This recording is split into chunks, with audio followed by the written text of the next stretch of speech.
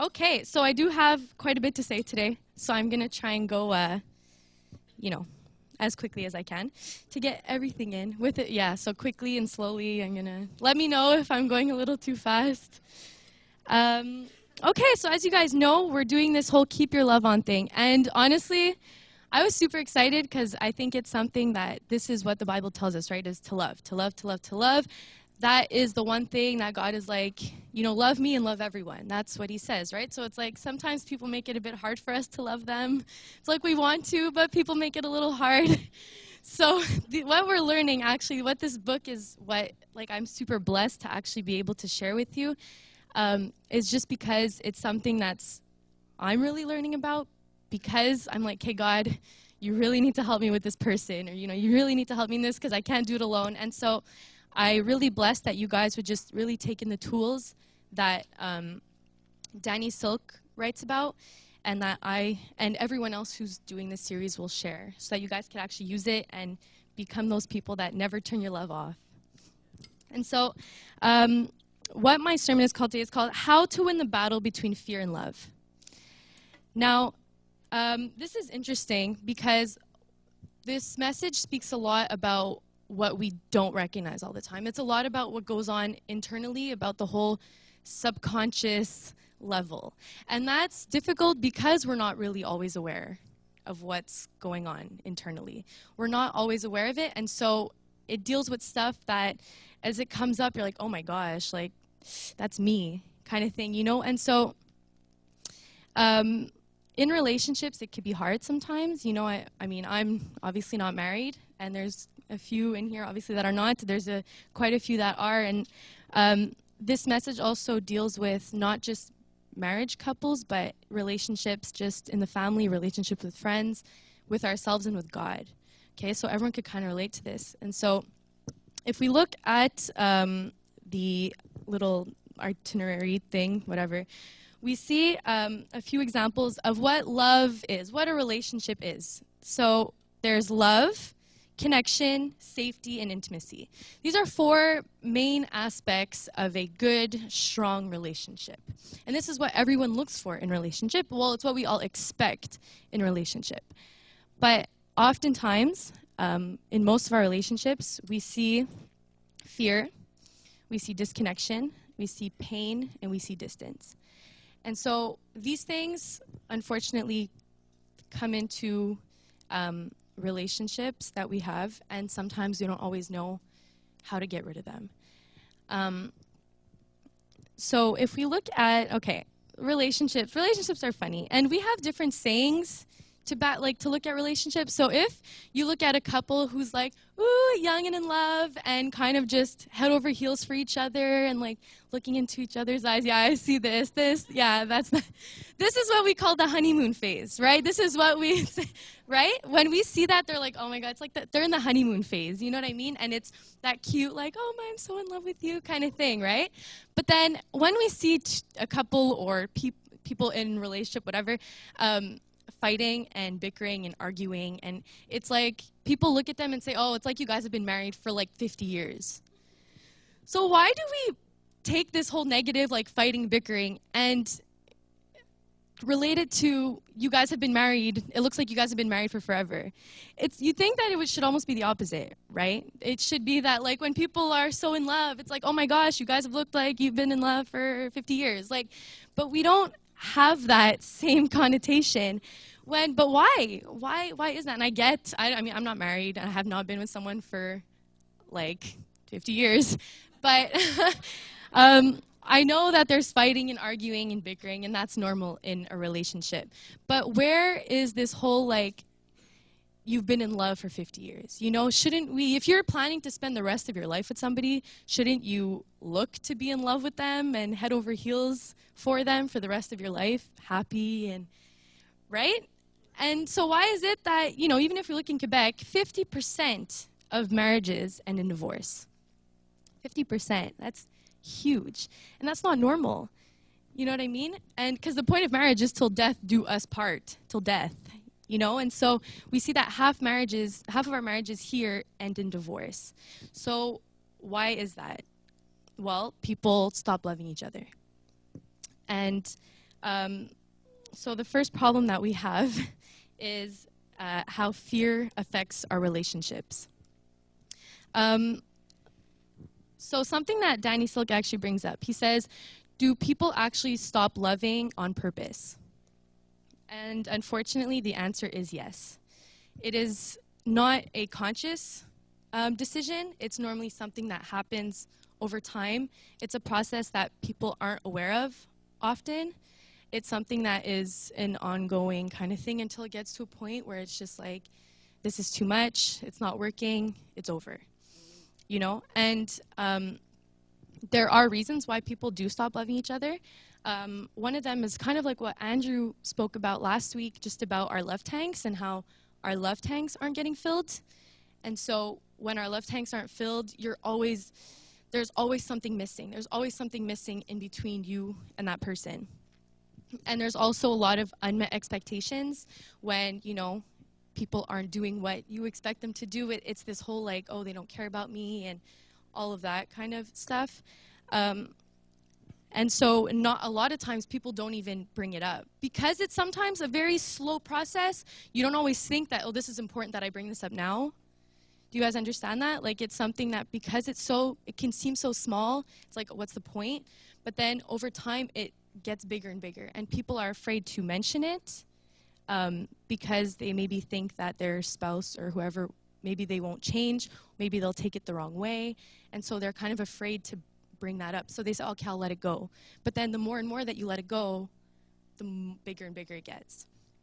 And so a loss of love is actually a reaction to pain or fear of pain. And so relationships are either fear-based or control-based. So often, like, so just an example of a fear-based relationship is, let's say the person says, okay, well, if I don't do this, you know, they won't love me or they won't care about me, or, you know what I mean? It's this whole like, oh my gosh, if I don't do this, so it's this fear that kind of bubbles up where you feel like you need to do something, and it's not even willingly all the time, but you feel like you have to because you're scared that, oh, they won't love me or something. Or it could be control-based, which is the opposite, and you might think that, well, if this person, this significant other doesn't do this, well, then they don't love me. And it becomes like, I expect you to do this, and I'm almost making you do this in order to show that you love me. So it becomes that control towards the other person. And what do we do to avoid pain? So there's pain happening, there's fear happening. So what do we do to avoid that? It's the 3 F's, as Danny Silk mentions. It's fight, flight, or freeze. So to fight is to argue. Right? You want to prove the other person wrong. You want to make the other person feel pain before you do, right? Because it's never your fault. It's always their fault, right? So it's that whole fighting thing that kind of starts. There's flight, which is to run and to just kind of, whatever, I won't deal with it, you know, and just kind of run away from the issue. And then there's freeze, where nothing is said. Maybe nothing is said because you're scared to say it. Maybe nothing is said because you're like, oh, I don't want this person to be mad at me, so I'm just not going to say anything. And so the issue when you try to avoid pain is that there's the fight, the flight, and the freeze, which all lead to distance in a relationship. And you want to go as far from having distance in your relationship as possible, right? Because you want to have as much closeness as possible. You want to have that intimacy, that security in a relationship. That's what a relationship is. And so when you run away from these things and you choose fight, flight, or freeze, that's all leading to distance in a relationship. So the thing about relationships is that they're very risky. Any relationship that you get involved in, whether it's whether it's a significant other or your family or God or whatever, is that there's always risk because you are choosing to be vulnerable for that person. And the thing is that people will offer us that comfort and love and protection, which is what we look for. But then we also risk that they're going to hurt us. So there's that two-way thing that, you know, there is always a risk to relationship. So we do know different types of relationships. One is, let's say, okay, just for example, you have a girl, okay, let's just say me, and I have a boyfriend, and this boyfriend cheats on me.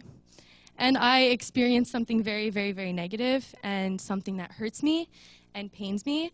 And then our fear-driven reactions, which are fight, flight, and freeze, will cause me to either maybe get scared to go into another relationship, so I kind of stay away from that, or I can try and control the next person that comes into my life because I feel like, okay, well, if I can control them, then they won't be able to do this to me again.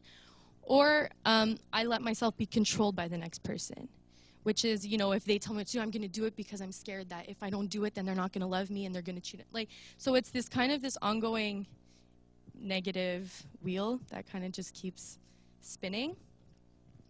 And the thing is that none of these actually bring connection in a relationship. None of these really bring honesty in a relationship and security in a relationship. And something that really kind of can torment us is the whole societal belief. I don't know if you guys ever heard when it says, like, all men are the same or all women are the same. And, I mean, for me, like, high school was a big thing where people are like, oh, yeah, you know, high school, we're young and naive and whatever, and we say, oh, yeah, well, whatever, men are all the same. And so you kind of learn not to trust men at all. And so you kind of already go in meeting someone with these negative thoughts because you're like, well, they're all the same.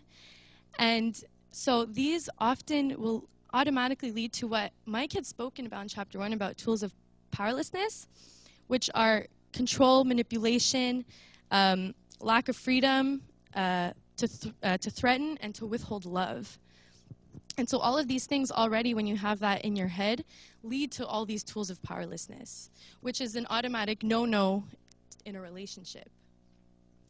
There's also our relationship with God. And sometimes we may fear, we have a lot, okay, I know I do have a lot of fear when it comes to God because when we make God our life, I mean, you have to trust him with everything, and automatically it's like, oh my gosh, there's fear in that. Why? Because we get scared that he doesn't show up, you know?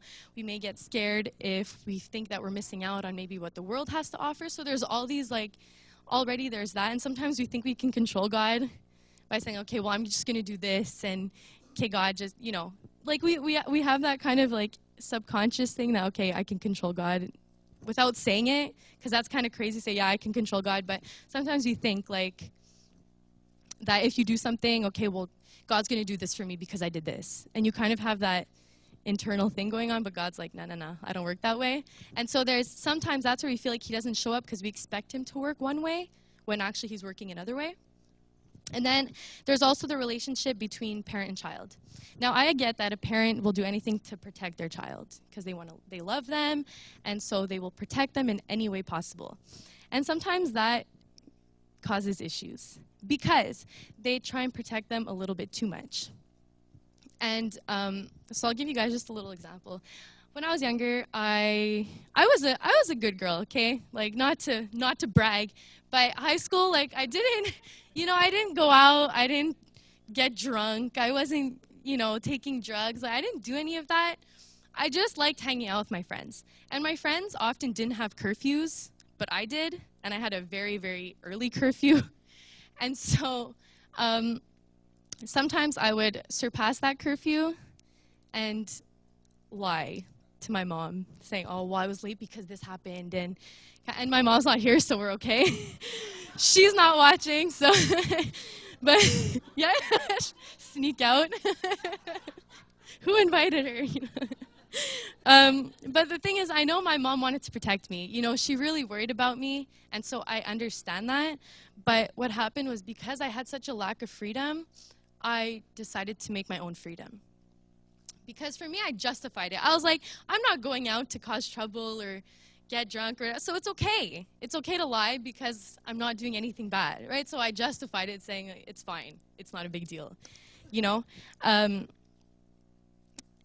I agree that there should be boundaries because I'm thankful that my mom did give me boundaries. But the issue is sometimes when we put boundaries on people, especially, if you look at parent-child, your child is young, so you set these boundaries, but then as your child grows up, the boundaries need to grow also, But oftentimes, your child grows up and your boundaries kind of stay stuck. Because you want to protect them, because you love them. But then the issue is that if your children never experience life, they won't, like, when they actually get out there, they kind of won't know what to do. And so I think the most important thing when you are dealing with your children is to just instill values, instill good values, teach them how to be strong individuals that really live by those values. And, and then you have to trust that they're going to do what they know how to do in the outside world. And I don't want to condemn anyone that, you've instilled values in your children and then, they've still gone out and they've took the wrong track in life and did different things, because I've been down that road also. I've taken many wrong paths in my life. And it's not that my parents didn't do a good job instilling good values in me, but sometimes the world could be very influential, and it happens. But the thing is that, if that does happen, you can't keep them inside a box, because it's going to want to make them get out more. Because the truth is, sin is fun. To the world, sin is a fun thing, and people might be like, oh my gosh, why is she saying that? But okay, I don't know. I'm going to be very honest. Sin for me was very fun. That's why I did it. What? For a season. Yes, Grandma, thank you. Only for a season.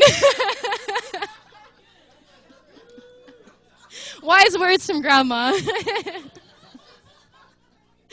And the truth is, honestly, if that does happen, I know that even when I was in my troubled times, as I kind of call them, and in my dry season, I know people were still praying for me, and I know people were still loving on me. Because even when I wasn't here, there were still people, writing to me, hey, Kayla, what's up? Hope you're doing good. And I know for a fact that people were praying for me the whole time. And it's like, I came back to God. And for me, there was no other way. It's like, I've lived the world.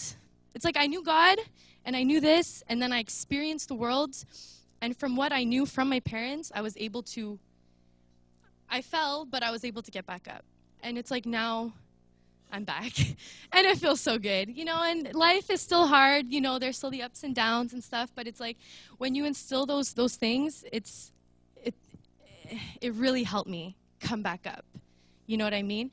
And so that's just, that's a whole sermon on its own and a whole testimony on its own, but so I won't get into that, but that was just a little side note. So that was good. Okay.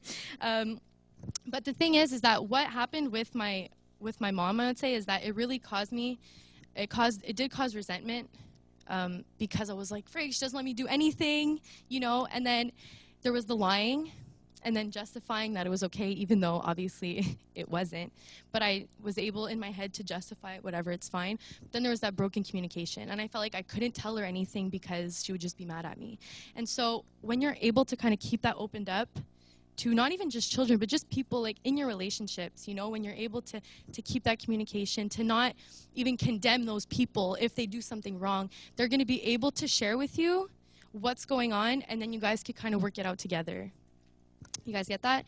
And a lot of times the relationships that people experience, especially at a young age, the feelings that they got from it and what they received from that, they will bring it, it'll come out in their later years, in their other relationships. And it's like, now I kind of see myself, like, I'm still struggling a bit with what I'd struggled with in the past, about how lying is okay. If you justify it, it's still something I do struggle with, and even communication, I learned to keep a lot to myself, even though it could be very unhealthy, but it's all things that have stuck with me, you know what I mean, from past relationships. So it's important that now it was important for me to understand that, and because these are all subconscious, right, and stuff you don't always realize until sometimes God tells you, or you become aware of. And I know God really made me aware of these things, and so it's definitely something I'm working on.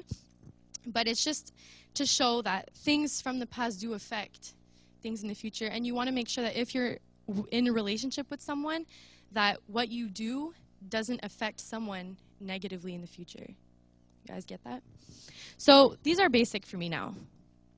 And the big lie that we often feel is true, even though it's not, is that we can and we should control others.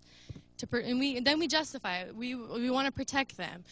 We don't want them to deviate. We don't want them to hurt us. We don't want them to make us afraid. And so we think that if we can and could control them, then this is not going to happen.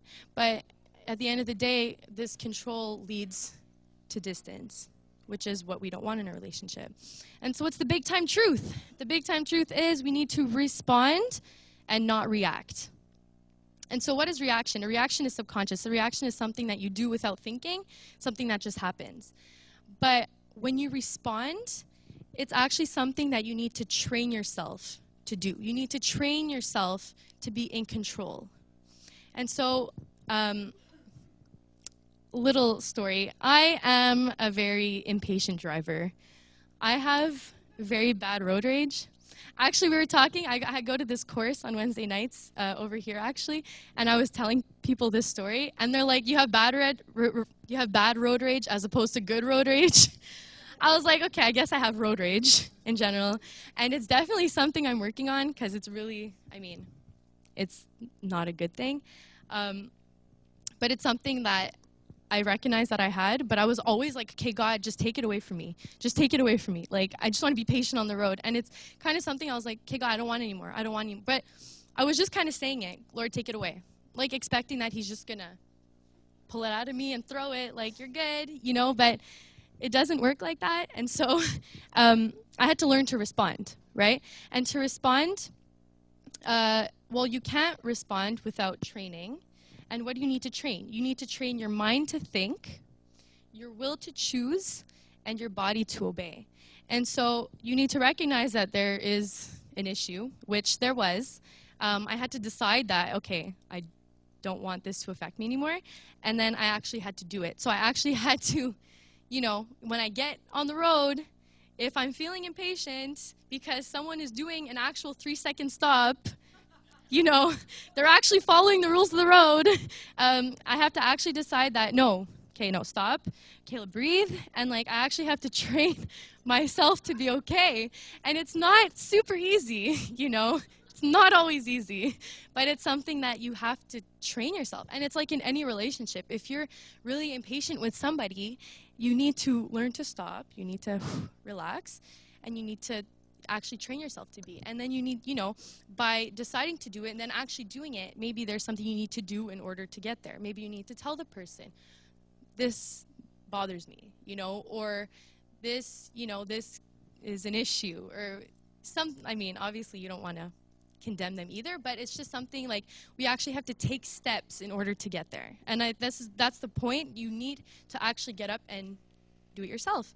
And so when you actually learn to do this, God will actually kind of he just loves to pour out things on us, right? And so when we're actually willing to do something in order to better ourselves, he introduces power tools to us, which are some examples: courage, empathy, reason, compassion, justice, and generosity. Those are only a few of everything that he can give to us. And so when we decide to do it, those things start to come naturally. And so, what is the good news? The good news found in Philippians 2:13, for God is working in you, giving you the desire and the power to do what pleases him. So what does that mean? It means that you are not working alone. You are not working alone. We all have these issues with something. Me, it's impatience. Not just on the road, for people too. I lose patience very easily, and a lot of us deal with our own issues, but the good news is that we're not alone. That God says, I'm working in you, giving you the desire and the power. So not just the want, but he's giving you the ability to actually do it, to do what it is you're trying to do. And then in Luke 18:27, it says, all things which are impossible with men are possible with God. And that's because we can't do it alone. Because if I said by myself, Kayla, stop, I know for a fact it won't happen because I've tried and it didn't happen. And so for me, it's like I've learned that I need to work with God because I can't do it alone. And because it's impossible for me, thank the Lord, it's possible for him. And so here I actually wrote on my notes, annoying/beautiful news, which I didn't think would be translated exactly into your little booklets. but it was. And the reason I wrote that is because it is kind of annoying that it says here, that's actually found in quite a few places in the Bible. There's here Ezekiel 3:22, Acts 22:10, John 5:8, and Acts 9:1, where God says to get up and go. And he says this to a lot of his followers who are just kind of waiting on answers. And so sometimes, we wait. We say, like I did, God, take it away from me. And I just wait. And it didn't happen.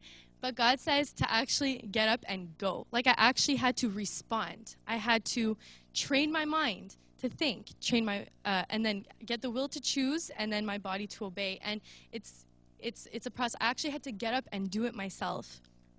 And what's so beautiful about it, that's why it's annoying and beautiful, is that God actually shows up and says, I'm helping you through this. You're not doing this alone. That if you choose to get up and go, I will be there. And I will bring you through it. And that, to me, is just like, thank you, Lord. Because, again, how can you do it if you can't do it alone? How else is there? And so when God says, I will be there with you and I will bring you through it, that's beautiful news. And the thing is, we will never learn God's way until we're willing to give up our way. And so we know that our way is not always the best way.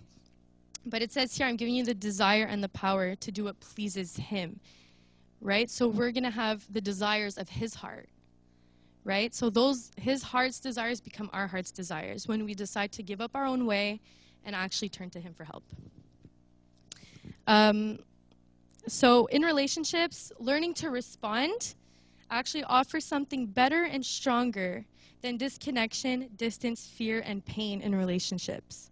We learn to respond with love in the face of these things. And so we'll go on to B, letter B. The reality, we were created to be free. Freedom, which is amazing. Because first of all, we need to learn to accept that we can't control other people. And we have to learn that this is not okay. And that really the only person that you have control over is yourself. On a good day. Exactly. She read the book. On a good day is yourself. The fundamental principle of freedom, because we were created to be free, right? And you know what? I always had an issue because I'm like, hey, God, can't you just, instead of giving us free will, can't you just tell us to love you? You know what I mean? Can't you just say, like, this is the only way? And I always kind of struggled with that because I'm like, why would you let us choose? Because we don't always choose the right thing. And actually what I learned in this book is that what Danny Silk brings up, he says this: it began with 2 trees in the garden. So he gave us a choice. I was like, okay, he gave us a choice. And without choice, there's no freedom. And I was like, so true. If we didn't have a choice, there is no freedom technically, because there's this way or this way, and that's it. But when there's actually choices, we have the freedom to choose. And I was like, oh my gosh. And then without freedom, there isn't any love. Because love is a choice. You choose to love. And I was like, oh my gosh. And it really hit my heart. Because I was like, because then it said God chose to love us despite everything, right? Despite everything that we do, whether we love him or not, whether we disobey him or whatever, he still chooses to love us. And it's kind of like we have to choose to love him. And I was like, like it really hit me, because that is love. Love is a choice. Love is freedom. And I'm like, gosh, God is love, and this is why we have the choice. You know what I mean? So it's beautiful that we can actually make a choice to love him, despite everything else that we could be doing. We say, no, God, like, I'm choosing to love you, And then it says in 1 John 4:16, we know how much God loves us, and we have to put our trust in his love. So when we're able to trust his love, we actually forget how to operate out of fear. Because in 1 John 4:18, it says, there is not fear in love, but perfect love casts out fear. So if we learn to trust his perfect love, there's no fear. Because it says in the Bible that his love casts out fear. And so the outcome is that we no longer continue to reproduce distance and disconnection in our relationships with God, others, and ourselves. Because this love that we acquire from God actually casts out all fear. So, how do we get this love? The solution, we have to partner with the Spirit of love. So, what does partnering with the Spirit of love do? It displaces fear in our lives. It takes away the fear. 2 Timothy 1:7 says, "You have not been given a spirit of fear, but of power and of love and a sound mind." And although we don't have a spirit of fear, we often partner with a spirit of fear in many aspects of our lives. So what does that mean, to partner with the Spirit? Well, our spirit man, which is inside of us, is much more active than we think it is. It is much more active than we think it is. It's always on the go. It's always moving. It's always agreeing or disagreeing with anything else it comes across in the spirit realm, right? And this is why it's so subconscious to us. This is why we don't recognize it, because it goes on in the spirit realm, which we cannot see. But our spirit man is fully active all the time. And it says in Deuteronomy 30:19, it says, "I call heaven and earth to witness against you today, that I have set before you life and death, blessing and curse. Therefore, choose life, that you and your offspring may live." So what does that mean? It means that life and death is a choice, that you choose it. And how do you choose it? You actually come in agreement with it. Once you come in agreement with it, you have chosen that. And so it's like when you choose death, which to say it is crazy. Why would I choose death? I would choose life. But because it's so subconscious, we don't realize it. And what does it mean to choose death? We actually come in agreement with lies. That's what death is. Death, it's lies. It's the lies from the enemy that we actually say, oh my gosh, this is true, when it's not. We're coming in agreement with it. So what do we come in agreement with? We come in agreement with fear, rejection, abandonment, anything else that is from the enemy that actually hinders us. We come in agreement with that, and we say, okay, this is over my life. And if you now look at the other side of it, which is choosing life, you actually start agreeing with the truth. Right? So there's agreeing with lies, which is death, and there's agreeing with the truth, which is life. And what does the truth bring? The truth brings love and honor and righteousness and every beautiful fruit of the Holy Spirit. And that's what happens when you come in agreement with the truth. And so for me, I lived a lot of my life believing lies about myself, like really bad. When it was every day, it's like something happens, and it's like I was constantly, because I had a negative view of myself, I was often believing lies, lie after lie after lie. And so I programmed my mind to only recognize lies, because to me, I made it true in my mind. And so when the truth came around, my mind didn't even see it. We all know the truth. God loves us. We're beautiful. We're his sons and daughters. And I know the truth I know the truth, but I never agreed with it. And because I only ever agreed with lies, that's all my mind knew to hold on to. So when a lie would come across that there was something wrong with me, whatever, I would hold on to it, because that's what my spirit man recognized. And when truth came around, I'm just like, ooh, pass it by, because your spirit man doesn't even recognize it. So how could it hold on to something it doesn't even recognize? You guys get that? And so that's why it's so important. And I'm learning now, and it's a beautiful thing to know, to agree with these truths and the importance of it. And Bill Johnson actually says, your internal reality determines your external reality. And so when you start to believe the truth and live by the truth on the inside of you, that will actually determine what you give out to the world. And so that's why sometimes people see Christians like, oh my gosh, you're so happy, or you're so there's something about you that's different. When it says in the Bible even that we will look different to other people, people will recognize that because we're actually giving out that loving spirit, that the spirit of Jesus within us. When we live by that, that's what we begin to give off to the world. You guys get that? And so when we learn to do this, it took me and I'm still learning, and it's I have a long way to go, I know that. But it requires us to make very powerful decisions. That's where these power tools come in. And it's difficult. It is very difficult. It's not easy. It's something that needs to be worked on. But that's because it's a process. We've believed for so long these negative things that it's a work in progress every time to kind of fight those off. But again, the more you get up and go, the more God is there kind of pulling you through.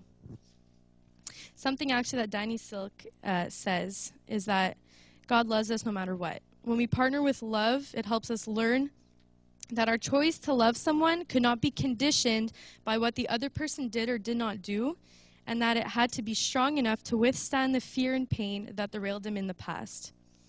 And so what I loved about that is that it's not about the other person's performance. It's just about always loving, no matter what. No matter what. Because the people around us will cause us pain. They'll make mistakes, but we choose to love them no matter what. He also mentions in the first chapter that the foundation of true, lasting relationships is ultimately the I choose you. You know, he always calls his wife my chosen Sherry because he said, I chose her. He made that decision to choose her. And it's probably one of the hardest things to do if you really think about it, when you choose that person, because you're choosing to love them. No matter what they do, you're choosing to love them. And that's why it's one of the most meaningful things that you can actually do. And so the strategy, we need to control ourselves toward connection. So there's two fundamental commitments to win the battle, to win that battle between fear and love. The first one is, it's my job to control myself. I do not get to control other people. And the second one, my number one goal and priority in relationships is building and protecting connection. So how do we do this? He actually gives us tools. The first one being, so with people, right, with the people around you, it's we need to learn to communicate love all the time, that people can hear it and receive it. And how do we do that? We learn to speak into other people's love languages. You know, we learn the love of God. The closer we get to God's heart, the more we know how to love other people. And another one is just communication in general. If someone does something to you, you need to be secure enough in that relationship to tell them, this bothered me, this hurt me, and you need to be honest without condemning, but just say, look, this really hurt me when you did this, talk about it. And you have to not be afraid that, if something affected you can't be afraid to say it, right? Because that's what's going to keep strengthening that relationship. And with God, in Psalm 32:8, it says, I will instruct you and teach you in the way you should go. I will guide you with my eyes. So that was weird, right? The first time you read that, I'll guide you with my eyes. It's like we know that God's going to instruct us and teach us as we go. Then he says, I'll guide you with my eyes. And so the eyes are the windows of our heart, right? And so the thing is that he can't control us with his eyes, obviously, but he will let us know in our hearts when something is displeasing to him. You know, when something makes him sad or happy or whatever. And with those feelings, with the eyes of our hearts, we'll be able to know what is pleasing and displeasing to God. And so when you know that it's displeasing to him, you want to get away from that. And so that's what he said, I will guide you with my eye.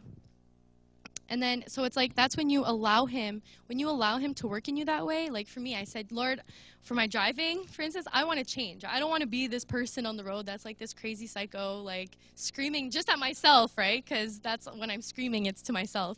I don't want to be that person, so I'm allowing God. I say, God, help me out, because I can't do it alone. And when you allow him to, first of all, reveal that to you and accept that, okay, this is a problem, you can learn how to let him teach you deal with it. So you can be open to the strategies he's going to give you. You could be open to learning, okay, I'm in a process of learning how to kind of get through this. And it's with people also. You know, if you're impatient with people, you say, God, just give me the strategies to get through this. Give me the words to say to this person that's not going to hurt them. And he'll begin to work with you and give you tools and help you through it as you get up and do it yourself. So we need to make a new plan for our lives and our relationships, for dealing with things that threaten our connections, which are punishment-free, control-free, and fear-free. That's what we need in a relationship. The punishment-free, the control-free, and the fear-free. Those are things that slowly break down relationships. And so instead of now operating in punishing the other person, controlling the other person, and being afraid or causing them to be afraid, we need to make a new plan. And I don't have all of that for you today because I'm almost out of time. But what's great about this book is that there's quite a few chapters, and in the following messages that are going to be given, you guys will acquire this knowledge. You guys are going to learn these tools and strategies in order to make this new plan, in order to really know how to build up those relationships. And so, although relationships are risky, as I mentioned before, we're actually on the earth to be in a relationship, because that's why God put us here. God wanted us. He wanted all of us, everybody. He wanted us, and that's really why we're here. He made us so that he can love us, because he is love, right? He wanted to love us, and he wanted us to love him in return. And, you know, although he did risk pretty much everything, because a lot of us choose not to love him. And he made us and chose to love us despite knowing that people are going to reject him, that people will not love him. And, you know, he made us so that we can also share this love with others, that we can have this relationship, this beautiful love relationship with other people. And, you know, although sometimes we're afraid to be in relationships, and some people are even afraid to be in relationships with their own family, with their own friends, because of that fear, it's like without relationships, we're actually fighting against the main reason why we're on the earth, which is to be in a relationship, which is to love and be loved in return. And, you know, so the goal that Danny Silk brings in this chapter is, you know, is actually, he mentions this, and I'll say word for word what he says, because it's very clear. And he says, I'm going to be okay no matter what you do. So when you are with, you know, let's say in a relationship with somebody, if you can say this, right? Okay, I'm going to be okay no matter what you do. You can hurt me, but you cannot make me turn my love off. I'm relentlessly going to do what I have to do in order to protect my connection with you no matter what. And so what he's saying there very clearly is that whatever anyone else can do, this person that's very close to you, although they may hurt you, it's not a reason for me to stop loving you. I'm going to choose to love you despite the fact that you hurt me. And, you know, when you can do this, and, you know, when you can decide to love in the face of fear and pain and mistakes, you have won that battle between fear and love. And it seems so simple because it is, but there's a lot of work to be done, you know? And the thing is God has given us those tools, right? He's giving us in the next few chapters the strategies in order to make a plan that will help us out with this. And something I do really want to mention is that we're not here on earth to be in a relationship with everybody, because that would be weird, right? To be in a relationship with everyone. But even, like, you know, as close friends, as, you know, and although you are supposed to love everybody, we're not called to be in a relationship with everybody. Because I'm not saying that, let's say you are, even if you're married, you know, and you're in an abusive relationship, I'm not saying that, you know what, love them even though they physically hurt you. Like, there's obviously a difference, and that's something that is dangerous for yourself. It's something that that's not, God doesn't mean, like, he wants us to love those people anyways, but you don't have to be anymore in a relationship with this person. Do you guys understand that? So there's, yes, love everyone, and when you are married, fundamentally, you should, like, the idea is to love this person forever, but there are those exceptions, which I know I don't have to point them all out. You guys understand that. Like, if you're being really physically tormented or even psychologically, emotionally, there are those exceptions, but the idea is we can't be in a relationship with everyone. And so the ones that God does put in our lives to grow with and to love, those are the ones that God has given us these tools for these relationships particularly.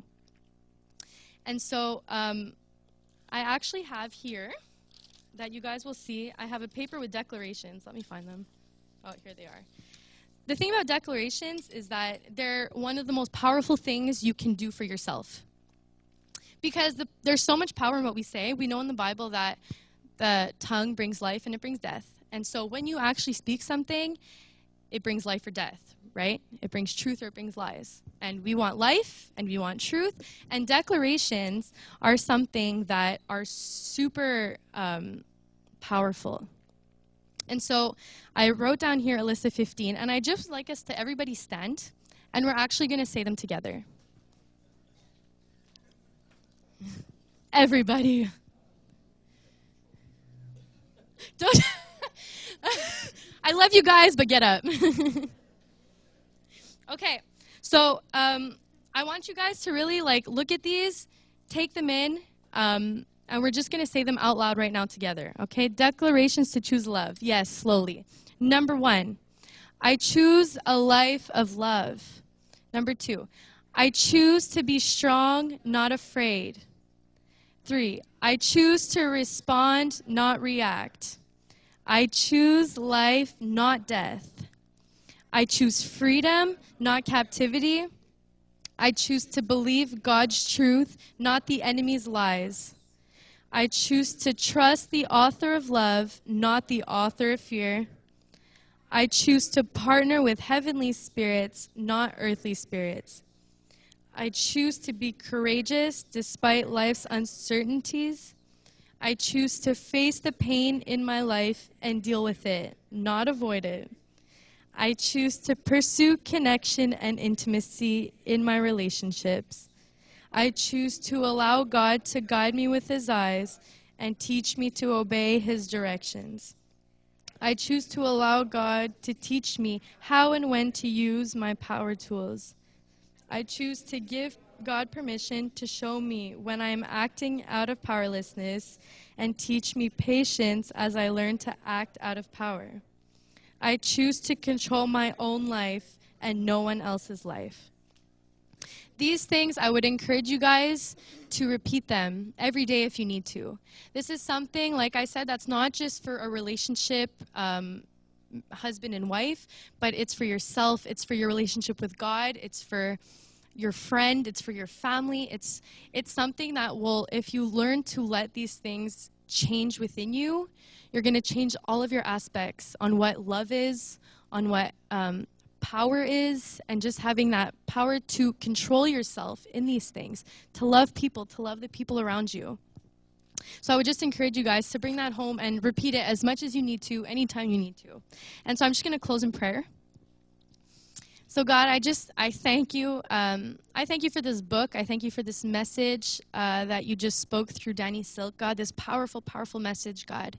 And that although these are all, well, mostly all things that just happen on such a subconscious level, I ask that you would begin to surface those things, that we may be aware of where we need to work on, what areas of our lives need to work on, God, and that we would trust you in this, we would trust your love in this, Jesus, that you are guiding us, that you are protecting us along the way.